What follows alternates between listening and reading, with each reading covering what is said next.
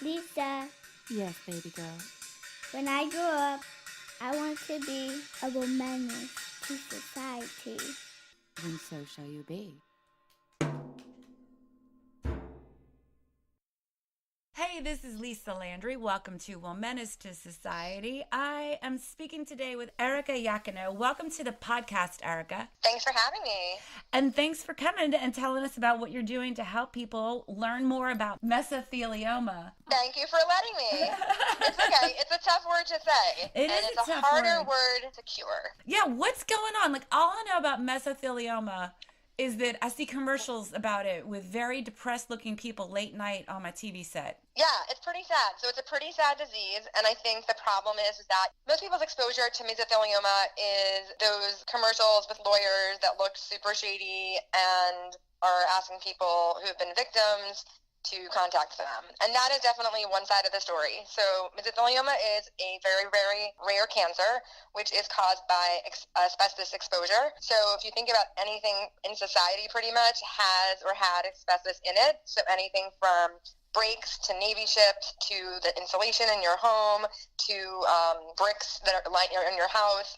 Deodorant at one point had it. So it was basically like this miracle material because it was flame retardant and fireproof. So it became very popular as a building material for those reasons. So all the big companies that kind of use it and manufactured it knew that it was a carcinogen and did nothing about it. So now you have a population, typically in the past it was mainly old white men, would have this type of cancer that was, and it is still very misdiagnosed because it affects the lining of the lungs or the heart or the abdomen, and in rare cases the testes for men. But people would present as you have a cough, you can't get rid of this cough. It's almost, is it allergies? Is it bronchitis? Is it pneumonia? Oh wait, they might have lung cancer. The reason I am involved in this cause is because my dad, 20 years ago, got pneumonia and just kind of couldn't shake it. Like he was okay, but then they would see stuff on his lung and they're like, oh, you kind of have something there, but let's scrape out, like they call it a bronchoscopy. There was nothing in there.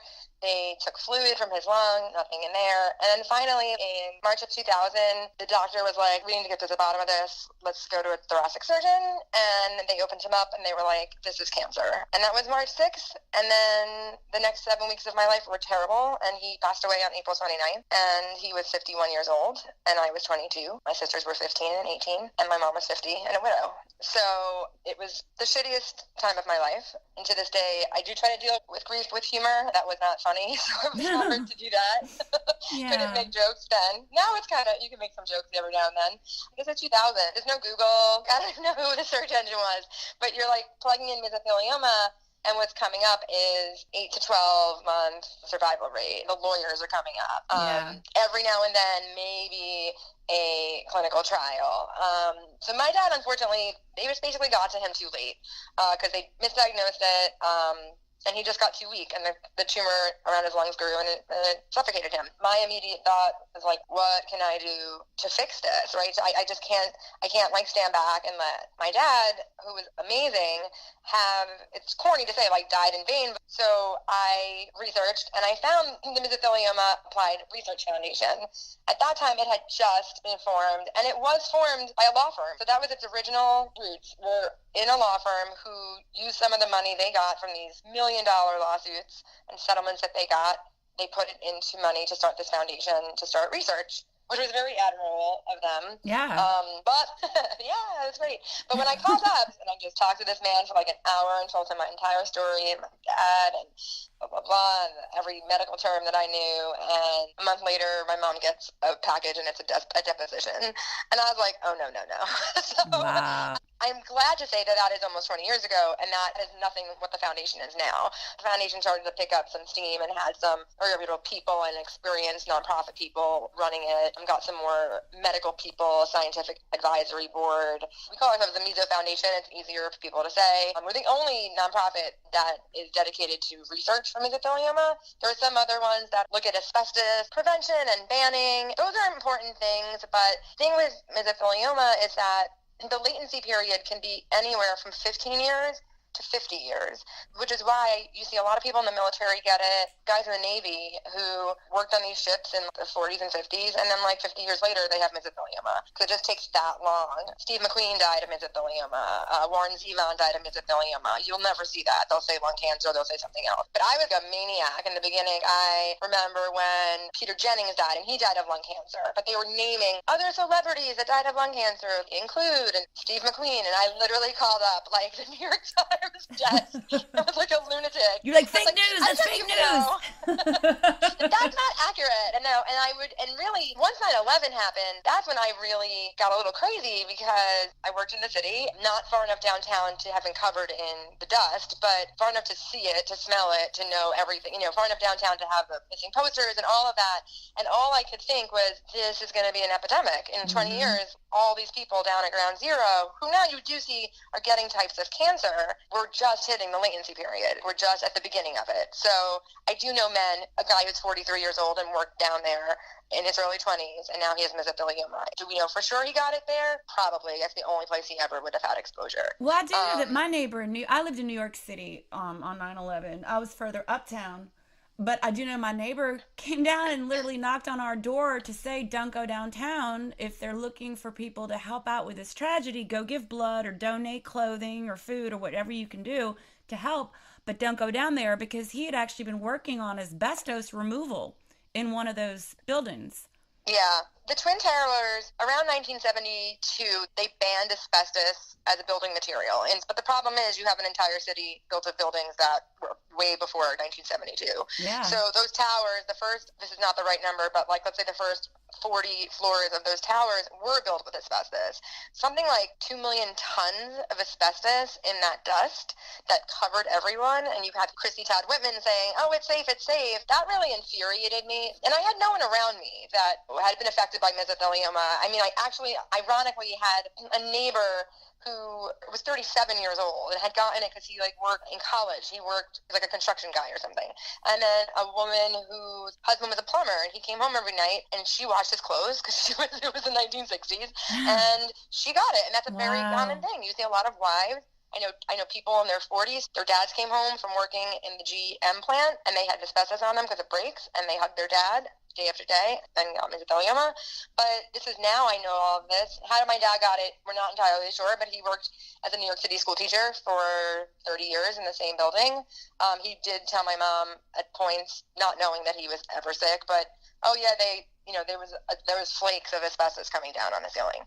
So when he died, they were very nice to take up a collection. They established a scholarship in his name, a small, $500 or something. And the first year, I went there, and in the school newspaper, he was the assistant principal, and they were like, oh, Mr. Iacono died of lung cancer. And I was like, oh. So at this awards night or whatever it is for all the seniors, I got up there and I made a speech. Yeah, so my dad didn't die of lung cancer. Just, this is what he died of, and this is what we're doing. And it was 2 months after he died, and I was like, I have to do something. But it took a couple of years for me really to kind of get going. I was mailing pamphlets and registration forms to people. We were literally going door to door asking businesses on Long Island to donate money. And then it did a 5K walk, and that day it monsoon. I cannot even describe how much it rained. And I was like, oh my gosh, what's going to happen? And then people, they showed up slinging money at us like It's a Wonderful Life at the end. They made it rain too, huh? And it was $20,000. At the end of the day, we had $20,000. I was like, oh shit, now I have to keep on doing this.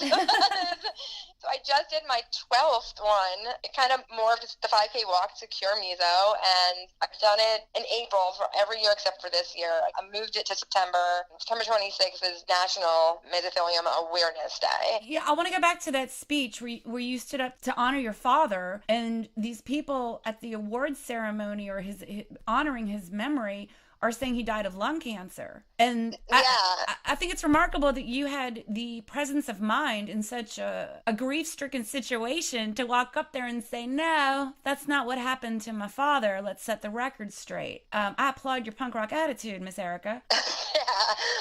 Will always speak up for others that are important to me. So I was standing in an auditorium of a school that I had spent my childhood at. My dad had been there since 1974. I had gone with him to work sometimes. I had had lunch in that cafeteria. I was in his classrooms and all of that. And like, I'm like, this is the school that like 99% probably gave him this disease. And I don't know that, I mean, they closed down the school that summer to do asbestos abatement. So yeah, so I mean, but this is a New York City Board of Education, you know, I mean, that's what happens. These schools are old. They were built a million years ago, and it's not uncommon to have that. You know, he died, and that's what they said the cause is asbestos. So I do think that I don't think it was like a coincidence that they shut down the school that summer and had an asbestos abatement.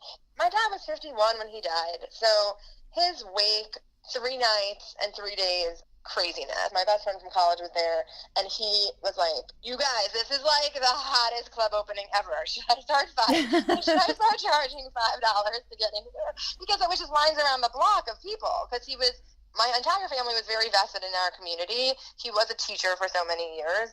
He had so many students, former students who came. So I'm standing there in that school and on that stage, and so to know that was probably the cause of his illness and death was really hard for me, but harder was that people weren't getting it right. And I don't blame them, right? It's not like they didn't care. It's what they were told. I'm so sorry for your loss and for what your family has struggled through, especially to lose your daddy at such a young age. And yeah, I mean, it's obvious this man made a huge impact on the community, like helping young people find their way and educating people and raising a family. I wonder if you, given that speech, had something to do with them closing that school down for the summer to do an abatement. No one ever said that. I would like to think that was something perhaps that could have pushed it. Again, like, I don't think it was coincidence that is what happened. And our military is suffering. I know you mentioned men in the Navy. I was reading on your website, actually, 1/3 of mesothelioma cases have been shown to involve Navy or shipyard exposures. Yeah, 1/3 of all cases of mesothelioma can be traced back to the military. I think mesothelioma at one time accounted for like 0.1% of all funding for like from the NIH. It's like something that you have to kind of convince people to do, because there is this like legal stigma attached to it, because people do see TV and kind of associate it with Salino and Barnes or something, right? Like something like, you got run over by an ambulance, we're going to sue you. The people that were exposed to asbestos by these companies that knew it, they do deserve money. Are these lawyers that sometimes, does it come off a little bit lawyery?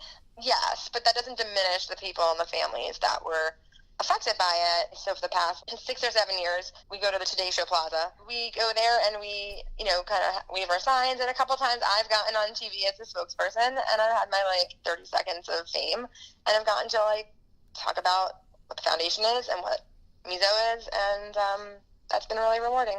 So what is the foundation? Like, if you had just to break it down into one sentence so people could take it away real quick, because I know it's very involved. I've seen your website. You're doing so much in so many areas. They have an amazing staff. Like, when I say, there's a network of volunteers. So I'm on the board. I consider myself a volunteer that does fundraising. And then I'm on the board, so I help, with decisions that pertain to everything from awarding grants to staffing to how the foundation is going to run. The foundation is very lean. It's about 8 people, and they're like the hardest working people that I've ever seen ever. Basically, it's a nonprofit that has dedicated itself to both sides of mesothelioma. So the research, which is finding a cure, and the patient support, which is what people need, because they need to know, where can I go? What doctor is going to treat me? There aren't that many doctors nationwide that do it. Where's the best clinical trial for me? And then you have this part where I'm taking care of my husband with meso. I'm losing it. I don't know what to do. And then there are Facebook support groups, and then there's a bereaved group. It's patient support. It's a community support.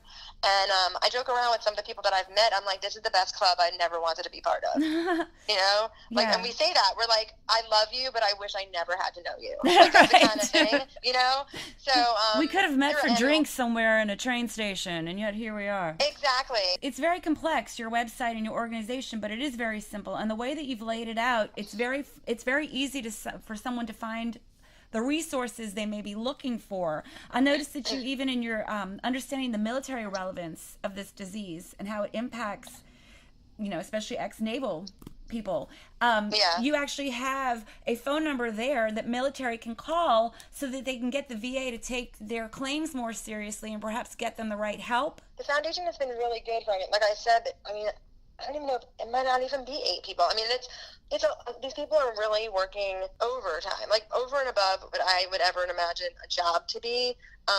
And they're not like me. They don't have a personal connection, like their dad didn't die, their mom didn't die. They just like, this is their job. And there are those resources. Every other year we have an advocacy day where we go to Washington and we go to Capitol Hill and we talk to senator, it's never the senators or the Congress people because they're often in session, but you're talking to their aides, their people to try to get them to do things that are going to help us from a political standpoint. And one of the things right now is that we have a patient registry bill before Congress so mesothelioma is, again, underfunded and understood, but there is no national patient registry. The reason that's important is because if you look at something like breast cancer, lung cancer, the way that biotech companies will invest in a clinical trial is if they know how many people have it, how many women, how many people in New York, how many people that.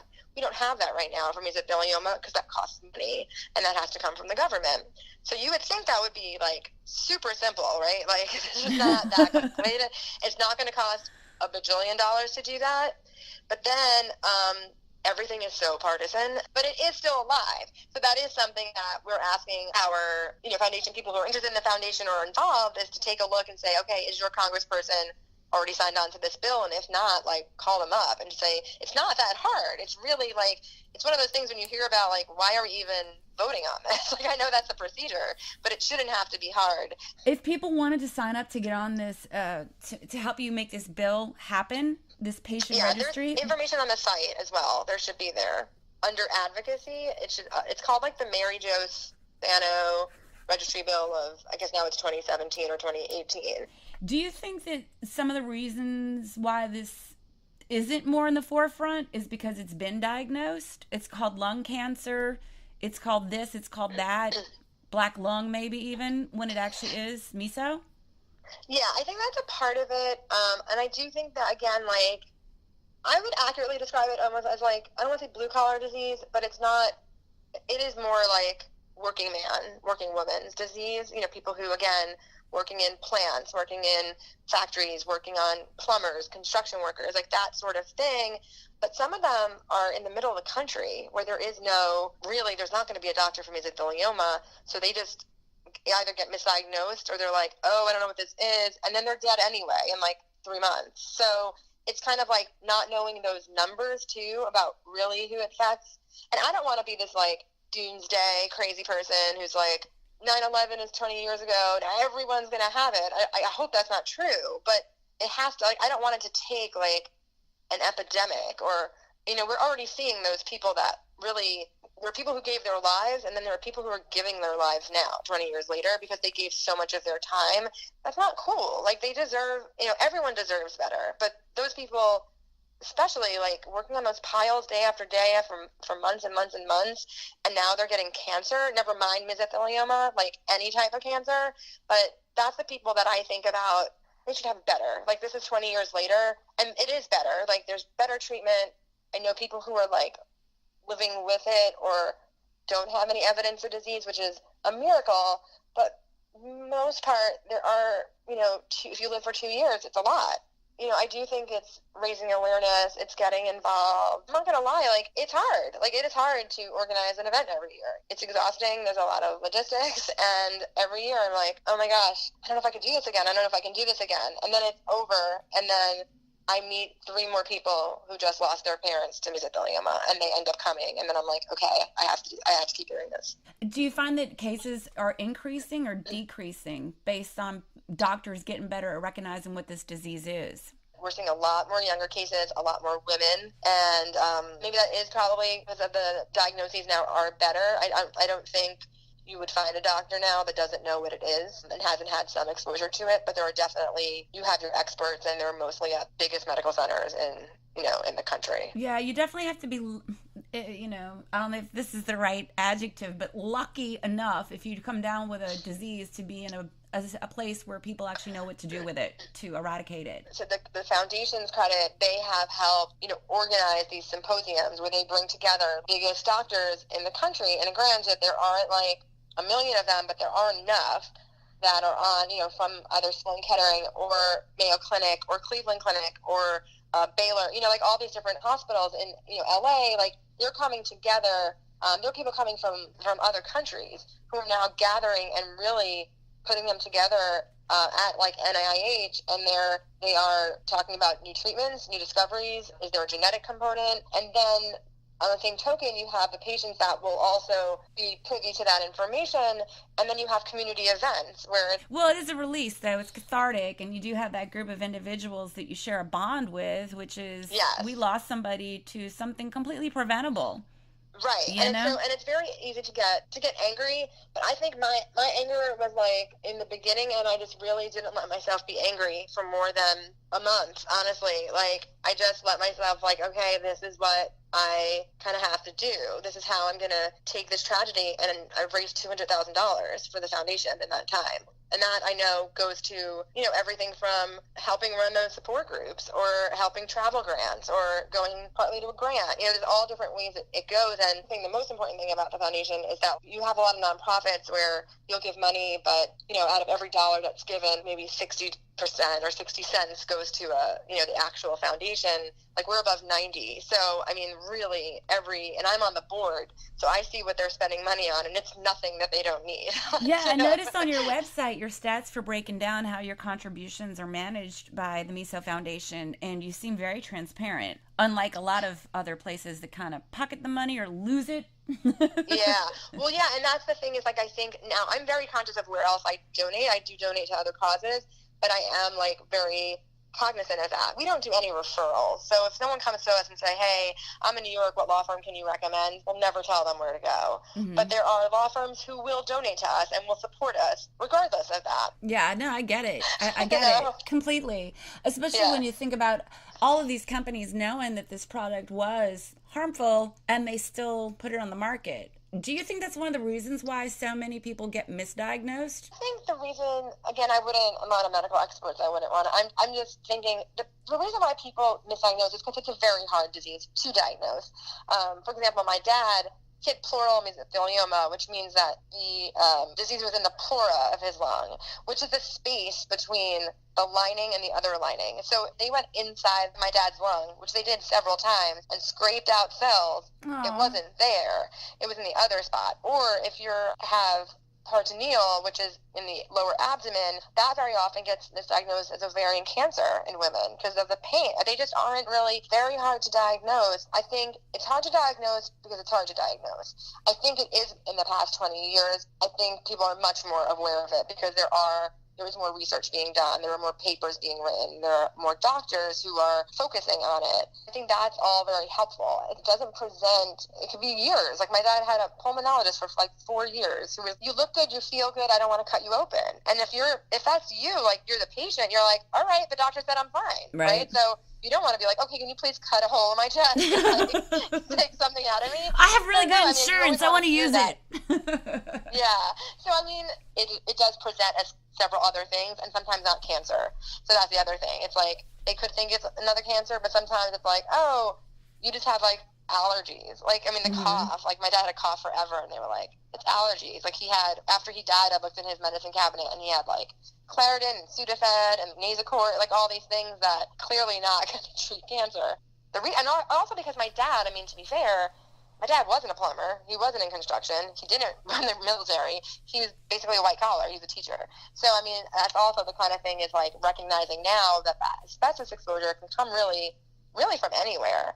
So, I think the foundation is a big part of that because of its presence, like, around the world. Like, we have people who have traveled overseas to Australia, to Asia, like, unspeaking and just really getting the word out there and also collaborating with people because this is a worldwide issue. Like, in the UK, it's out of control. Australia, really? Out of control. I had no idea. So, I did not know that.